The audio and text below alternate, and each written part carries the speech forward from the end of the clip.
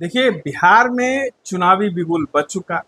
Nomination first phase की अंतिम दिन है और अंतिम दिन कहा जाए तो आज जो है नाम वापस लेने का दिन है।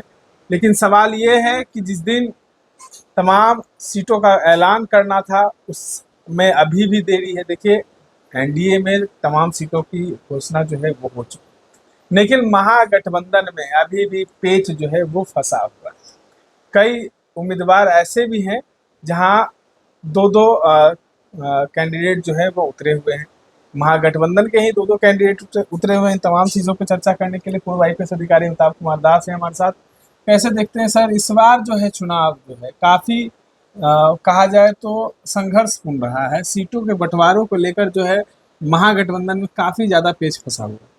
देखिए, थोड़ा बहुत हर बार का चुनाव में इस तरह की रस्साकशी होती है। दर्शकों को याद होगा कुछ साल पहले तेजस्वी यादव और मुकेश सहनी की संयुक्त प्रेस वार्ता थी, संवाददाता सम्मेलन था संयुक्त, और उसमें मुकेश सहनी को कम सीटें मिली। वो नाराज हो गए तो 20 प्रेस कॉन्फ्रेंस से उठकर चले गए, है ना। तो ये थोड़ा बहुत हर बार रस्साकशी होती है कि एक गठबंधन में कई पार्टियां रहती हैं, सभी पार्टियां ज़्यादा से ज़्यादा सीटों के लिए रहती है। एक एक सीट के लिए खींचतान होती है, कुछ गाल फलबल, मान मनोबल, बहुत कुछ होता है। यहाँ तक कि एक पार्टी के अंदर भी होता है। अब जन स्वराज पार्टी का तो किसी के साथ गठबंधन नहीं है, लेकिन वहाँ भी जब टिकट बटा तो उस पर भी हंगामा हुआ, कुछ लोग बागी बन के खड़े हो गए जिनको टिकट नहीं मिला। ये तो बड़ी पार्टी है ना। महागठबंधन में कांग्रेस है, आरजेडी है, कहा जाए तो मुकेश सहनी की है, लेफ्ट की पार्टियां भी हैं। लेकिन तमाम लोगों में समन्वय जो है नहीं बैठ रहा। ठीक, जो एनडीए के लोग कह रहे थे कि इन लोग में महागठबंधन में समन्वय नहीं है, वो दिख रहा है। नहीं, ये तो देखिए, ये एनडीए वाले तो फिर वही बात हो गई, चोर मचाया शोर। समन्वय तो एनडीए में भी नहीं दिखा है ना। हिलसा की सीट शुरू में चिराग पासवान को मिली थी, फिर पलटू राम ने कहा कि नालंदा में किसी दूसरी पार्टी को हम नहीं घुसने देंगे, तो वो चिराग पासवान के खाते से निकल गई। चिराग पासवान की 3-4 सीटों पर जेडीयू ने कैंडिडेट खड़ा कर दिया था, उसमें अलग चल रहा था। ऐसा नहीं है कि इसमें जहाँ भी गठबंधन होगा वहाँ ये होगा। देखिए, आज दर्शकों को पता होगा 20 अक्टूबर है, आज आखिरी दिन है नामांकन वापस लेने का, मतलब पहले चरण का। पहले चरण जो 6 नवंबर को जो मतदान होंगे, उसमें आज आखिरी दिन है। तो एक तो बात हो सकती है कि शाम होते होते आला कमानों के बीच सहमति बन जाए, मान लीजिए कांग्रेस और राजद के बीच सहमति बन जाए, तो किसी एक पार्टी का उम्मीदवार नाम वापस ले ले। और ऐसा भी होता है, पहले मैंने देखा है कि नामांकन की तिथि वापस लेने की तिथि गुजर भी जाती है, उसके बाद भी यदि समझौता हो जाता है तो एक कैंडिडेट अनौपचारिक रूप से बैठ जाता है। हाँ, इसको बोलचाल में कहा था कि बैठ गए हैं, मतलब कायदे से उनका नाम ईवीएम पर रहेगा, उनका चुनाव चिन्ह भी ईवीएम पर रहेगा, लेकिन वो बैठ गए, वो अपने लिए वोट नहीं मांगेंगे।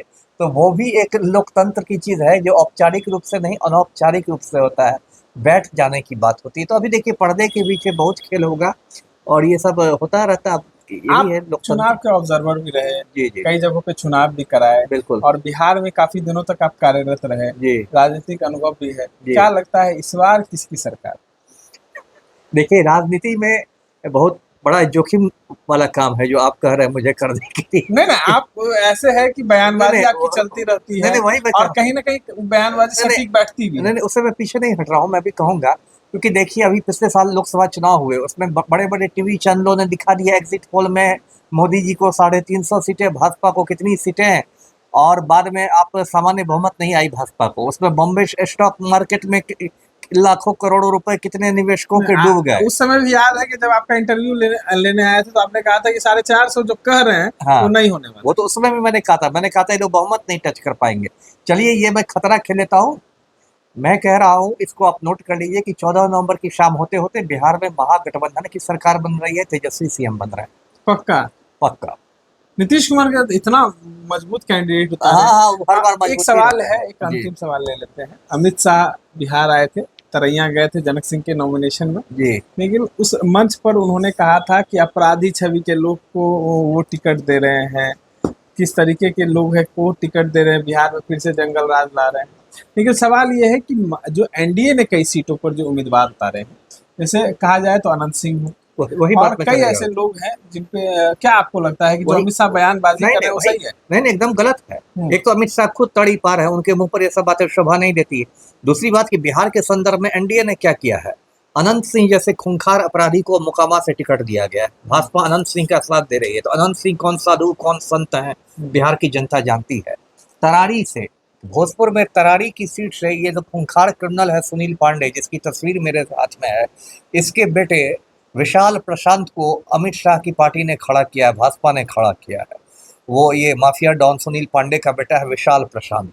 इसके अलावा आप देखिए साहेबगंज सीट है मुजफ्फरपुर से, वहाँ राजू कुमार सिंह को खड़ा किया गया है, भाजपा ने खड़ा किया है, जिसने 1 जनवरी 2019 को अर्चना गुप्ता की हत्या कर दी थी दिल्ली में।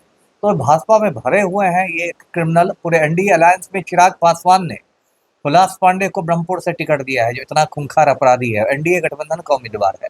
तो ये सब बातें तड़ी पार अमित शाह के मुंह पर शोभा नहीं देती। ये लोग जंगल राज का जवाब जल्लाद राज से दे रहे हैं जी। जंगल राज का जवाब जल्लाद राज से। तमाम चीजों को सुन रहे थे पूर्व IPS अधिकारी अमिताभ कुमार दास थे हमारे साथ। तमाम अपडेट्स के लिए बने रहे इनसाइडर लाइव के साथ। धन्यवाद।